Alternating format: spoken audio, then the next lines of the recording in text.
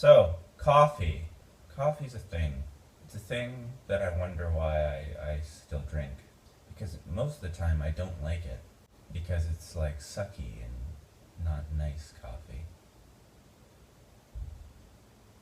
So it's like I'm only still drinking coffee because I still dependent on coffee. Not because I actually like it at this point. So, when my parents went away on vacation and left me alone to have the thoughts of my brain have no respite but the permanent or recessant or constant bickering of podcasts and YouTube D&D campaigns. I only had so much to physically live on, including coffee. So yesterday, after work, I decided I'd go get some coffee. And my thought was, okay, I'll go to London Drugs. Great decision. But then they probably don't sell coffee. So I thought Extra Foods, maybe. But then I remember that I worked there. And that I didn't want to, in the past, not currently. And that it just feels weird going to your old workplace, especially if you don't work there. So I thought, okay, Starbucks. Now, I kind of hate Starbucks because they ruined the world of coffee. But I did it anyway. I got some Pike Place. Because when I go to a Starbucks and I get a cup of coffee, I get the Pike Place stuff. Anyway, that was cool. It felt hip. I felt like an urban person getting a bag of Starbucks coffee, and they asked me if they wanted to grind it for me. They asked if I wanted them to grind it for me, and I was like, no. And then I gave it to the checkout lady, and I'm like, this is all, because I don't want them to say, hey, do you want to buy a drink? Because I didn't need anything caffeinated at that point. And then she asks again, hey, do you want this ground? And I'm like, no, because I don't know what's been in their grinder. Like, they probably never clean that thing. And they're grinding tons of different kinds of coffee. Like, they're grinding their dark roast in that thing, and their Pike Place. They don't have a light roast because they're trash, but whatever, right? If I had them grind my Pike Place in that, there'd be little bits of everything else, and I don't know. Anyway, so then I leave the Starbucks, and I'm going kind of like on a semi-back alley. It's kind of like there's the commercial buildings here, and then there's a back alley road, and then there's housing, suburban death over there. And as I'm going along, I have two bikes. I don't actually have them. I just use them. One bike is this mountain bike that my dearest mother found in a public park at 3 a.m. in the morning. So she assumed that it was stolen. Nevertheless, then she took it and gave it to the police. So maybe she stole a bike? Probably not, because it was really early, and she had some other reasoning I can't remember. Anyway, but the police here at least have this thing where if you turn something in and it's not claimed in 1 month, then they'll give it to you. Otherwise, they incinerate it or something. Anyway, that bike has tried to kill me before. Essentially, the brakes don't work. Like, here's the brake pads, and then the wheels in between. They'll just go like this, and then just make a horrible kind of sound. What's something I can use to demonstrate that? Okay, here. So then imagine this is like the body of the bike, the spoke or pedals are here and seats here. And you know, like usually they have like a water bottle holder right here. So the water bottle holder, usually it's made out of a good kind of metal or whatever. This is made out of like probably an aluminum, and it bent out so that when my pedals turned, You go ka-chonk, ka-chonk. And also, the tires are so bald that even if you manage to brake, they will just skid.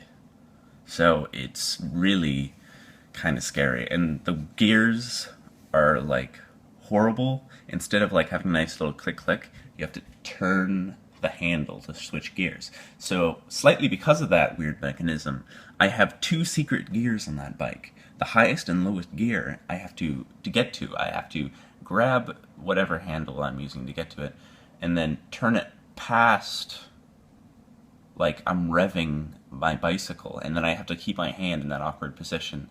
If I let go, it just slips out of gear. But anyway, the other bike is this old bike that we've had since I was a wee little child. I have vague memories of my parents riding it. I would ride a yellow bike that used to have training wheels, but I think I got off my training wheels really quick. And then I would go super fast and make skid marks, and everyone was like, whoa! Anyway, the second bike, the one that I have memories, it's just this blue street bike, has no suspension. And I was riding that, and it's been a lot better. It's just the tires get flat. But I'm riding that one along the alleyway, right? And then I switch gears, and it has like a gear shifter that you push. And then something horrible happens, and it tries to kill me. I don't know how, but it's just kind of like ka-chunk, and then my handlebars go like this, and then I fall, and then end up hurting myself. But it was... my exact words on doing it were meat salad upon looking at my hand. It's not uber bad. I put some polysporin on it, which I tried to find out recently what polysporin is, and I'm having a hard time with that because I remember seeing this like those Canadian infomercials, like what's the one? Oh, the like days in our history things. History minutes. Yes, I love those. There's one I remember, which is like the inventor of polysporin, inventing polysporin and it saving people in World War II. So I think it's actually fungus that you purposely put in your cut, and then somehow that doesn't kill you. Because like, it only kills the bacteria, but then why doesn't it go in my bloodstream and then kill me? I don't understand that. And I tried Googling it and YouTubing it, but I couldn't find anything. Maybe because it's like a brand name. I don't know. There's a bee trapped in my window. So, I ended up going to a place to wash it, and I was like, I had everything set out, and I felt like a spy, treating a gunshot wound, and then I have like some water so that when I wash it with soap, and I don't faint, anyway, and then I'm like, and it didn't, I expected it to be like in the movies or whatever, it was, yeah. And then I go to my friend's house, and he has an awesome mom, and then she patches me up, and she gives me all this, and I haven't taken it off yet. I should probably let it breathe, but I won't have any nice Band-Aids after that, because I don't really have a bunch of little ones, maybe 3. Yeah. So then I was thinking about this coffee. Not only did it cost me $16, but it also cost me a minor injury. So it's almost like its value to me is like slightly higher than if I had not have fallen. So as long as my hand heals up from work, which I work in like 3 days, long weekend, woo, party. Yeah, as long as that, then yeah, I'm actually kind of like, yeah. Battle coffee. I fought a piece of pavement for this bag of coffee. So let's make it. It's only been 11-minute intro. Woo! Hello, and welcome to How to Make Battle Coffee with me, your host. So, I'm not going to pretend that we're making this for other person's consumption. So, you probably know how much coffee your grinder takes in order to make enough for a pot of people. If you don't, this is just kind of thing you gotta. It's really to taste when you're just doing at home junk. But if you don't, you can just fiddle around with it. I'm actually sort of going off how much you should use for a French press, which, instead of making sense, coffee people like to have proprietary spoons that you only use for making their coffee. But yeah, I just basically fill it to the brim.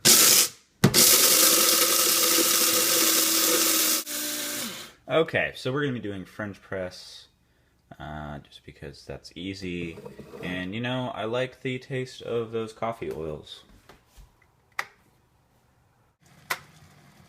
Alright, so now that we have the hot water thing, we put that in.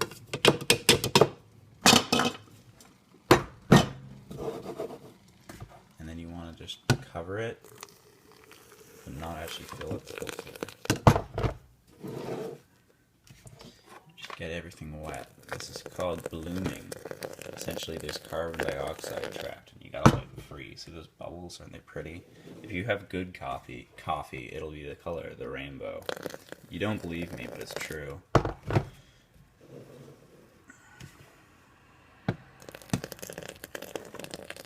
Alright, now wait a minute. Alright, it's probably been a minute. Time has passed. So now you want to fill it to the top.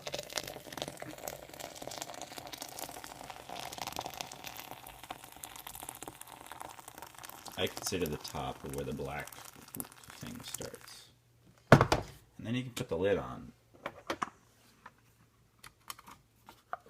But don't press it down. You have to wait 3 minutes now.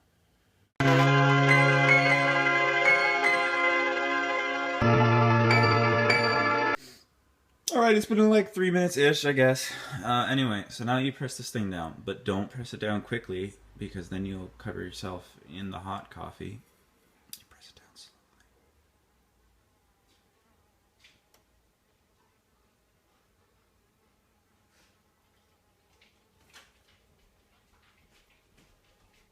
Good morning, Gracie.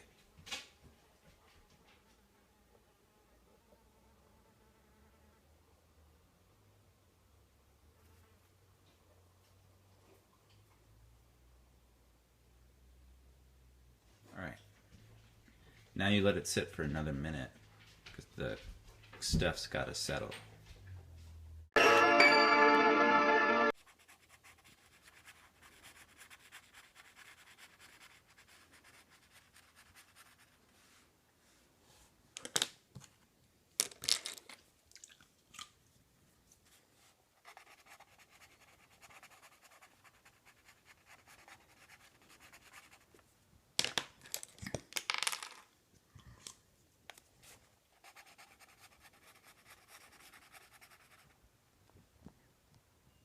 I wonder if that's done.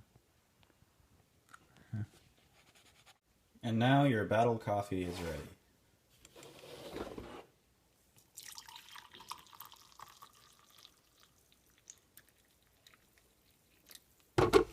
Well done.